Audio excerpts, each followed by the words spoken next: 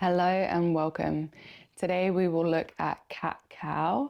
It's going to be a somatic variation of catcow. So this practice is for anyone who may be bored of prescriptive yoga and who's looking to cultivate and refine their body whilst allowing for individual expression, creativity, and curiosity. So let's begin. Know that there are many layers to this pose. I'm just going to be sharing a couple with you here today.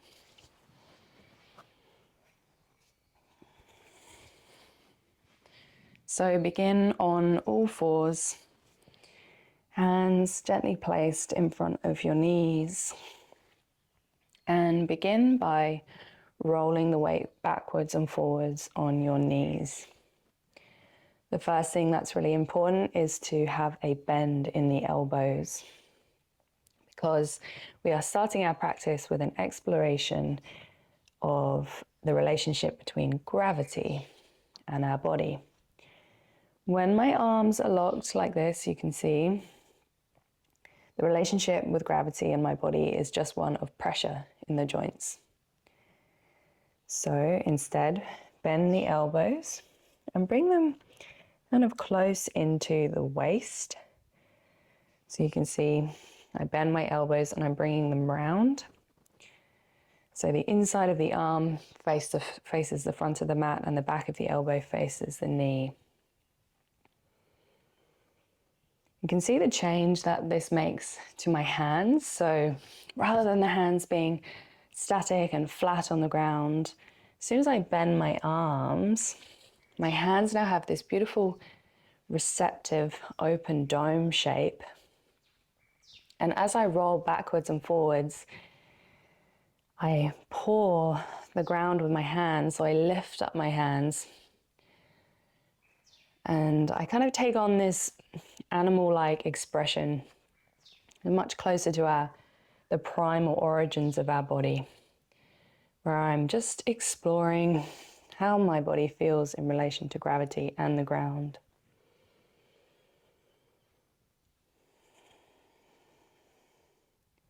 Take a moment to check in with your breath.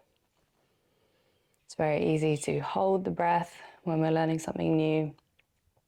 So I invite you to continue to check and ensure that the natural breath is fluid as it moves through the body.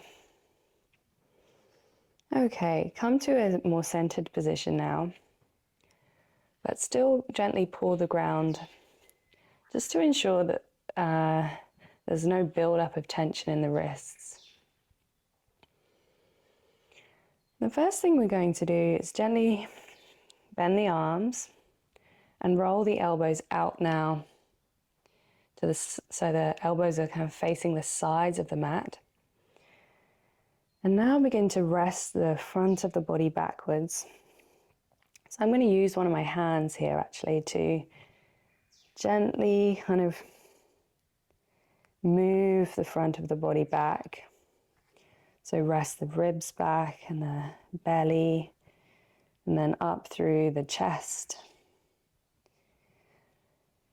And it's a gentle dome that we're creating in the back of the spine. You can see on the video now, I'm pushing too much here, so we don't want to overextend. Just looking for a gentle shape. As you rest the front of the body backwards, make small movements of the head from side to side and drop the chin. This lengthens the back of the neck. In the same way, I can also lengthen my lumbar spine here, lengthen the lower spine down into the ground as if you've got a nice long tail that's making its way down into the earth. And in this way, I also prevent compression in my lumbar spine. Take a couple of nice soft breaths here and feel how the breath enters the body.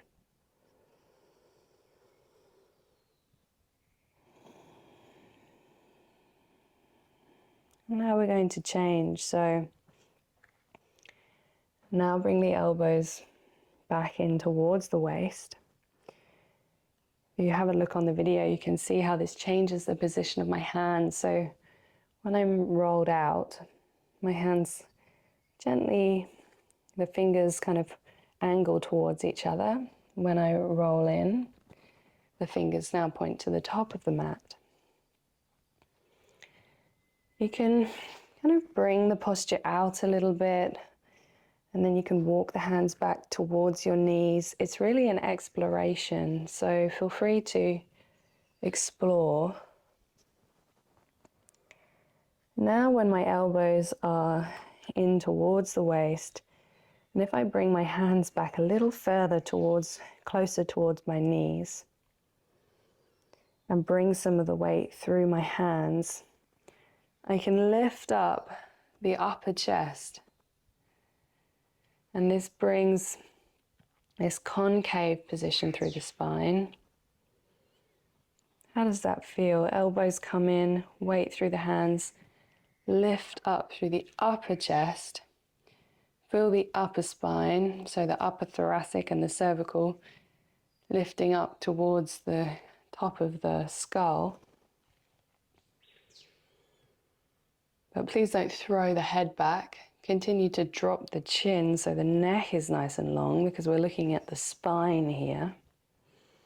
As soon as we throw the head back, the top of the spine is compromised.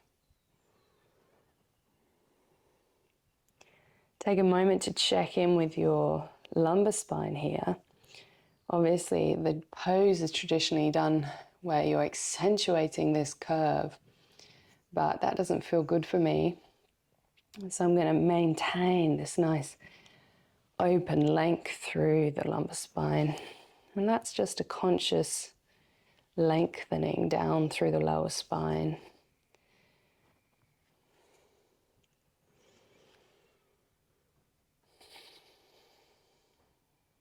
And change again. So now bring the elbows out towards the sides of the body.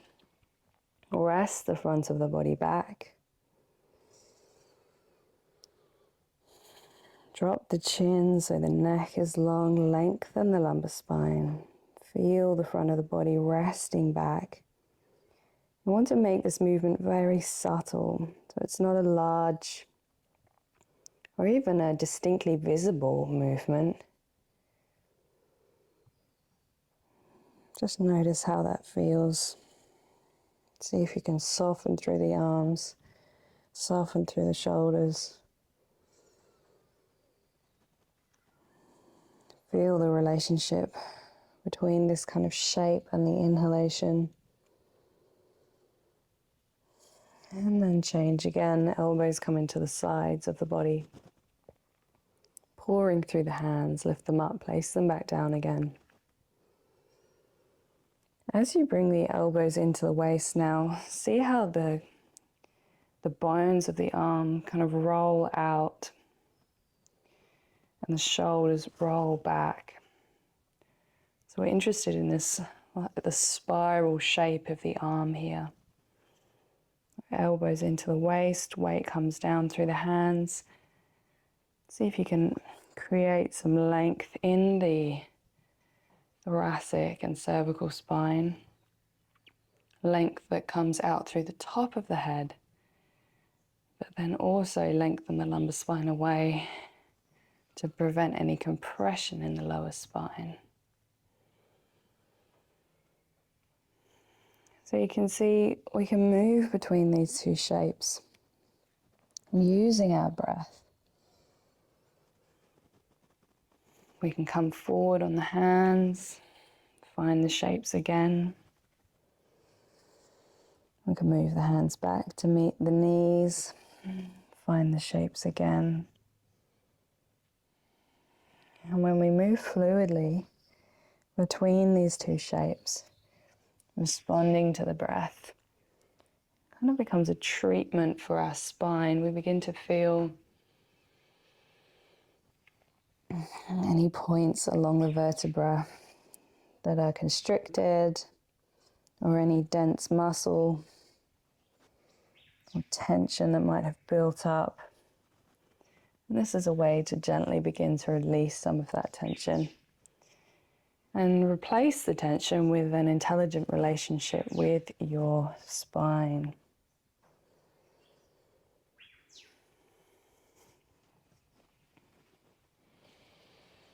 Take a moment now to sit back on your legs and take a couple of breaths and see how the spine feels, the shoulders, the arms, the neck.